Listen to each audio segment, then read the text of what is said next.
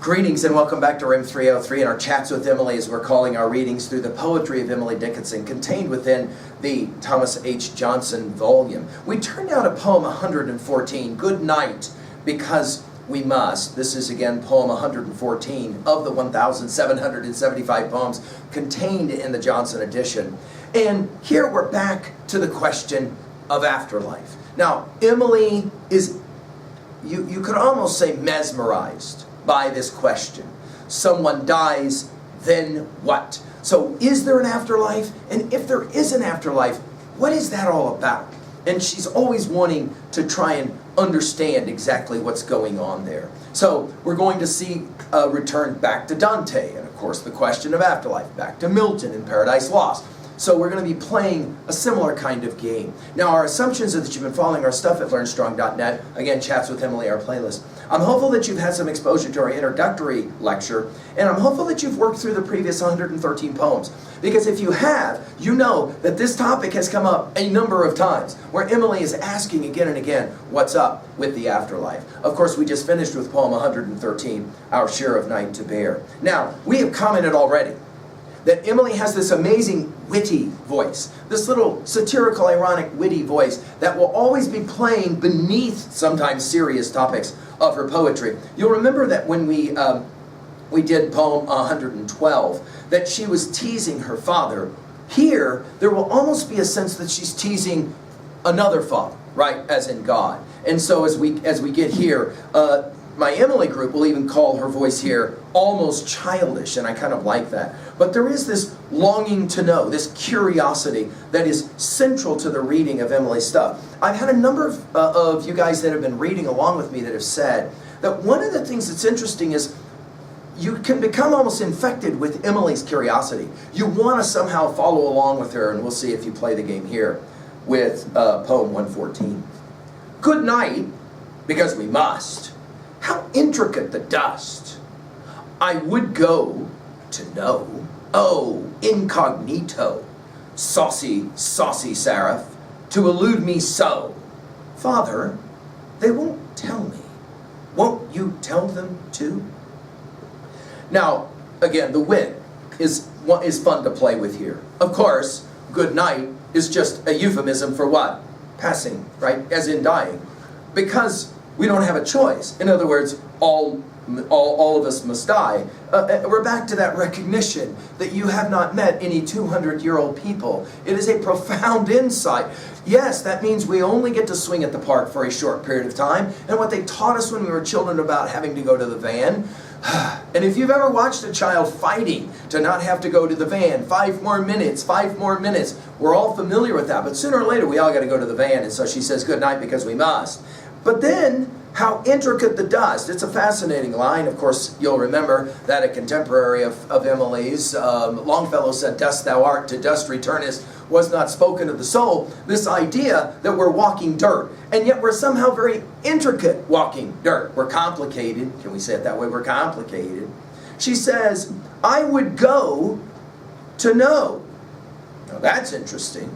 If you had the opportunity, now we're to Dante, right? If you had the opportunity to experience death so that you could know what afterlife was, would you be willing to go? But then she calls it incognito, the only time she uses this phrase in all of her poetry. In other words, I want to go, but then I want to come back. What some have called, of course, the Lazarus motif. That notion that in the biblical tradition, the gospel tradition, of course, of John 11, you have this story about this man named Lazarus who passes, stays dead for 3 days, and then is resurrected, of course, by Jesus. It's always interesting to ask, in the gospel account, did no one go up to Lazarus and talk to him about what the experience was like and write it down somewhere? Not in any record that we have, but it is a fascinating question. And of course, T.S. Eliot will play the same game with Love Song of J. Alfred Prufrock, when he says, no, I am not Lazarus, come forth from the dead, come back to tell you all. She says, I'd like to go and find out. And then, of course, it's all about knowledge. It's all about epistemology. It's all about that longing to know stuff. She says, then, notice her S's, her hard S sibilant sounds. Saucy, saucy seraph. This is our angel. In other words, I'm trying to get information from an angel, and the angel is saucy. Doesn't want to tell me anything, right? This is Emily's reading, by the way, of so much of her biblical text. While there's so much there, she points out, there's so much that isn't there. Give me some actual information about this thing called afterlife, right? I don't want just a story. I want some specifics. And then she says it. The angel, the seraph, is trying to elude me. I want to know things. I really do. But this angel is not helping me out. Now, obviously, the question is, if Emily is the speaker of the poem, we can guess that she is. Who is she talking to? And then all of a sudden, the shoe drops. And she'll use the word father, which, of course, takes us back to poem 112, where she talked to her own father. There she called him Patra. Here it's father. And it's like, is she talking to her dad? By the way, 5 exclamation points in this poem, which suggests Emily, through her punctuation, is trying to give some sense of the immediacy, the need. No, I'm serious about this. No, I'm serious. No, really, I do. I really want to know, that kind of thing.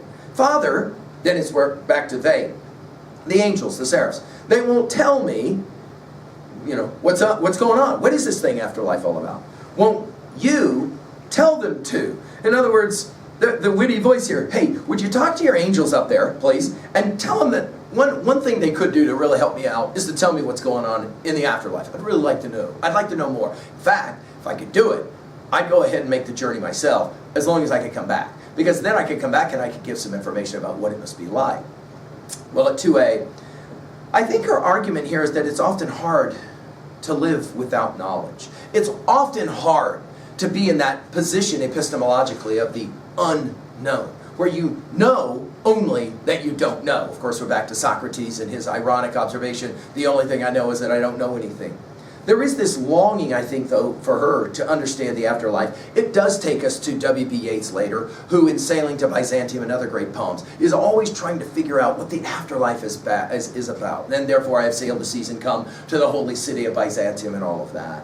At 2b, I love this voice. It is saucy. I mean, if you'll think about it, it's kind of saucy. It's like saying to the deity, I appreciate all you've done, now really give me some more information. And in some ways, it's back to the biblical voice of Job, who wants to speak to God in that theophany. Finally, out of the wind, of the whirlwind, it happens. Right? And I love that voice of won't you, as if being polite to deity. Won't you please tell the angels to give me some intel, please? At 3a, well, obviously we've got Milton's Paradise Lost games going on here. We got Dante's Divine Comedy, and I mentioned Yeats' Sailing to Byzantium. Finally, at 3b, what do you think? I mean, we got to try and own these poems at 3b. What do you think, actually, about afterlife? Like, what do you think happens to the person that you love, or even to yourself? And is it possible that Emily herself was thinking this very question as she heard a fly buzz when she died? Thank you.